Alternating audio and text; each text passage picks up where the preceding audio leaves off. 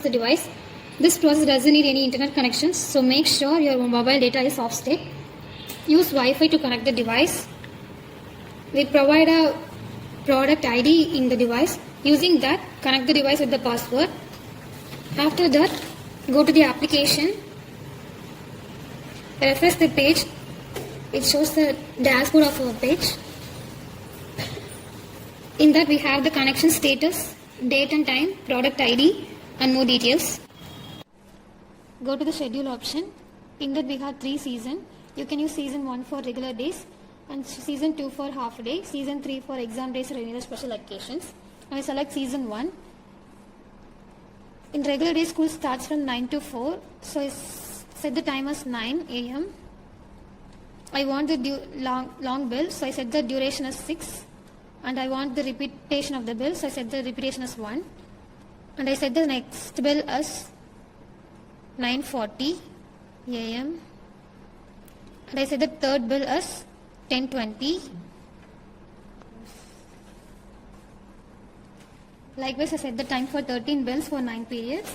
You can set up to 20 bells. After setting all the time, save this option. And I select season 2 for half days. In half day, school starts from 9 to 12. So I set the time, first bell at 9. And the duration is 6 for long bell. And I set the second bell as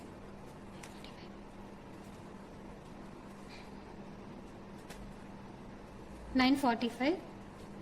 And I set the third bell 10:20.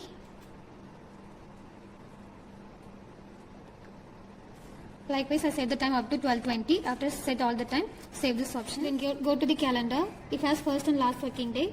I set the first working day as 25th of June 2nd.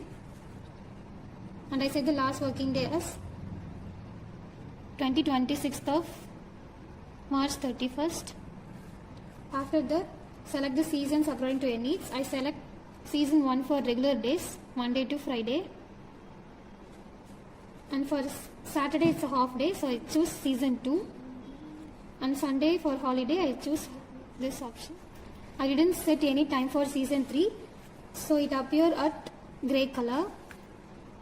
After that, after setting all the seasons, generate the calendar. It shows a 1-year calendar according to the seasons that we program. After, save this calendar. Now to show you the ringing bell, I set the time in season 1 as 4:23, 4:25 and save this option. Then go to the calendar, save this option. Now the time is exact 4:25, the bell ring, the output is generated.